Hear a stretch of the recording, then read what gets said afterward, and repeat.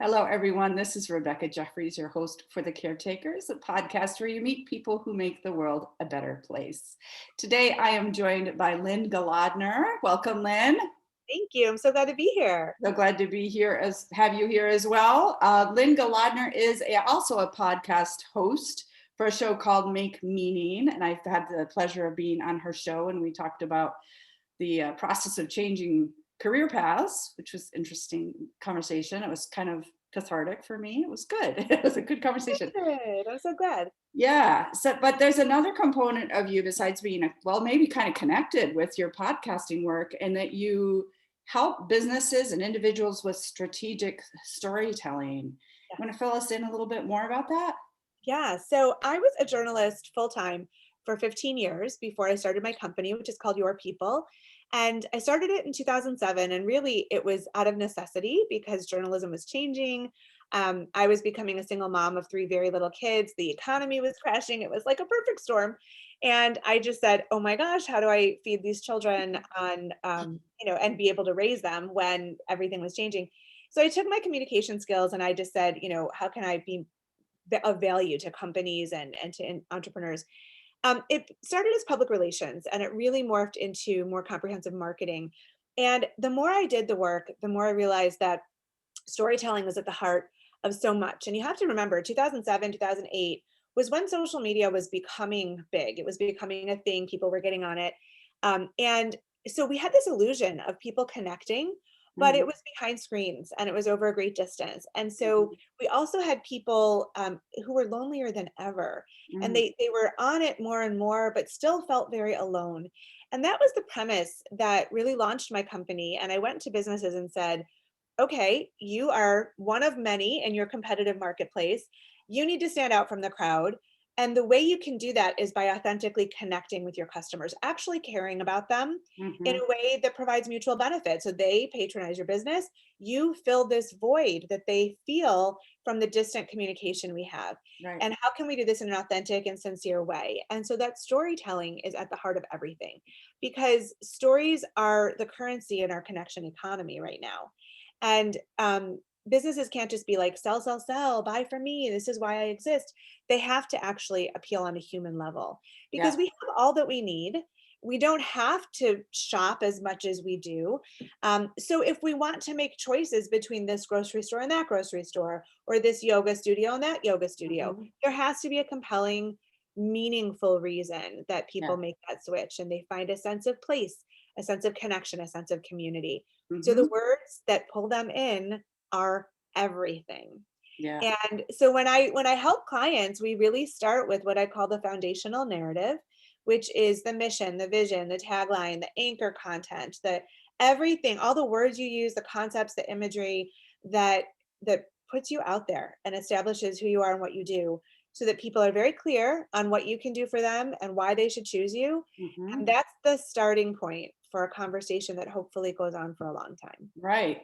And I'm totally connecting with this on many, many levels. On the most personal level, and I just moved to Myrtle Beach. And one of the things I felt like I was going to have to give up was that I had gotten to know a lot of the local shop owners where I was before on a personal level. And I loved seeing them on a regular basis and knowing them by their first name. And I knew their needs and they knew mine. And there was this collaboration for wellness for everybody. Yeah. And I was always happier if I had to pay a little bit more money that it went to this person that I knew versus some large corporation. So that connection was really, really important to me. And I thought I was going to have to give that up when I came to Myrtle Beach because it's a bigger urban setting and lots of chain stores. But I'm finding just as many small shop owners as ever and connecting with them on the same level. And just, it helps me feel so connected with my community. I love that. I love that. Yeah. We've got to support our own, local businesses, people who are hardworking and trying to do something with, personality and flair and a sense of connection. I mean, there are big box stores everywhere and there are times that we patronize them, but when we can give business to local folks, it's really great. It is great. And it builds a level of trust and safety. Yeah. Like you go in fearing you're going to get ripped off. Exactly. You go in knowing they have your back. Yeah. So, it's good. Yep. So then on a business level, as I've been morphing my career over this last year and looking more entrepreneurship, kept hearing over and over and over, just tell your story, tell your story. And I'm like, oh, my story is not unique enough. It's not interesting enough. Yeah. But I took a risk and I wrote a book and I told my story. That's Right? amazing. And I'm so glad I did it because people are resonating with it. Yeah. And there's a lot of them are like, I never knew, or I went through this too, or, we're connecting on another level. Yeah. That just because I had never shared that before. And now I'm meeting a whole population of people that I'm enjoying being with. Well, Rebecca, you did a very brilliant marketing move in writing that book because, I mean, it obviously takes a lot of time and effort and talent to write a book, but that book is a marketing tool. And so it can open doors, it can start conversations, it can bring you into new communities that you wouldn't otherwise have been able to penetrate. Right. And so that book is your calling card in a very deep and meaningful way. And it's incredibly smart. So kudos. That's great. Thank you. All I had to do was listen to good advice, not just ignore it. So, very cool. Would you share with your listeners a little bit about your podcast? As I love your concept and how you present that. Yeah, the Make Meaning podcast started in 2018. My dad was my first interview, and he was my guest on my my first anniversary, so a year later. And I started it, really, it grew out of my whole career. So my journalistic career and then my business, I've always been really curious about how people make meaning in the mundane. That was sort of my personal tagline for a long time. Like, we all live pretty ordinary lives, but we have extraordinary moments. And so what is meaningful about, taking out the garbage or cleaning up after the kids or whatever we're doing?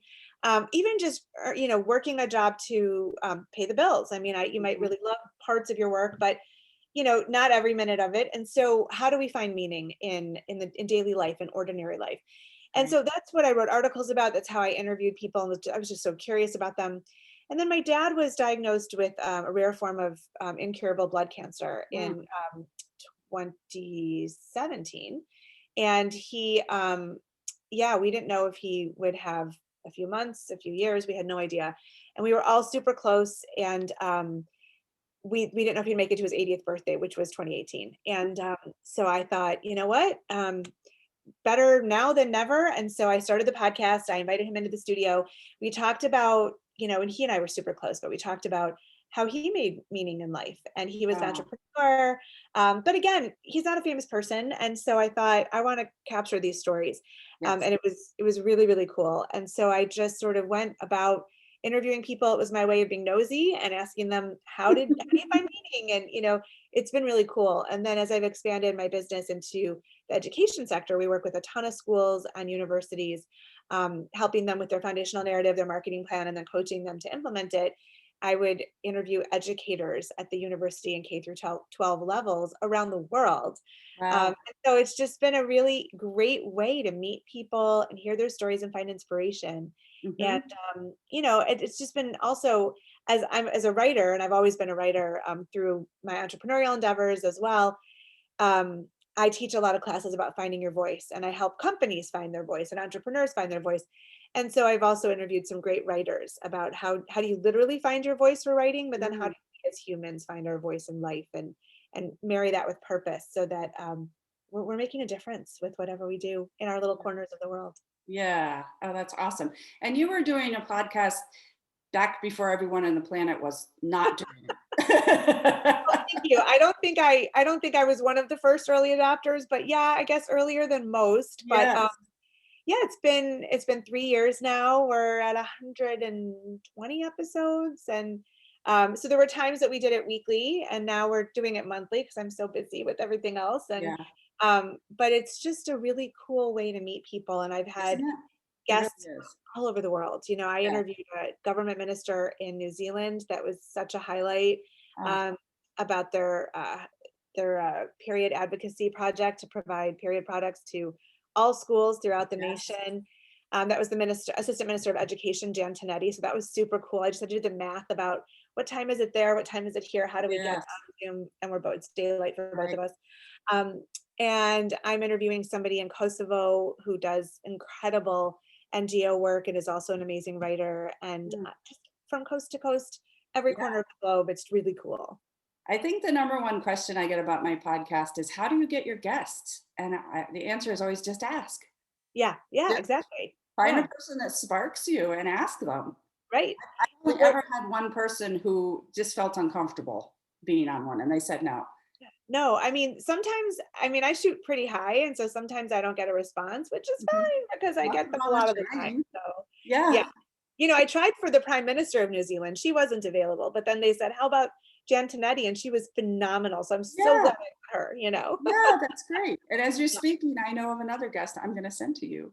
All right, thank you. Yeah. Perfect. Can't wait. Awesome. So that we'll connect guests and help people spread the good word and get information out and share it and stay connected. 100%. It's all Yeah. about good people connecting and sharing their stories. Yes. Would you tell our listeners how they can find you, Lynn? Yes, I'm everywhere. So Facebook, Instagram, LinkedIn, Twitter, YouTube. Either look for Lynne Golodner or look for Your People. Also, I have 3 websites. yourppl.com is my business website, where all my courses are, and I do writing courses as well as courses for marketing, do-it-yourself type of empowerment. I also have a website called makemeaning.org, which is where the podcast lives. And there's also lynnegolodner.com, which is all about my writing, my books, my articles, and when I used to blog and that kind of thing. So you can Excellent. find me everywhere. Yes, and just to clarification, her last name is spelled Golodner. Did I Yeah, get it's that a right? mouthful. It's a mouthful, but yeah, that's Yeah, right. Golodner. Okay. Yeah. Yeah. Thank you so much for being on the Caretakers today, Lynne Golodner. It's been delightful having you here with us. Thank you so much for having me, Rebecca. It's been a Yes. pleasure. And just a quick, as we go out of the show today, I mentioned my book earlier. If you're curious to learn more about it, it is called You Were Made for This, Finding Courage and Intuition for Raising a Child with Autism. And you can find that on my website, sproutinghealthyfamilies.com. Thank you again, Lynn. You're welcome. Thanks for having me.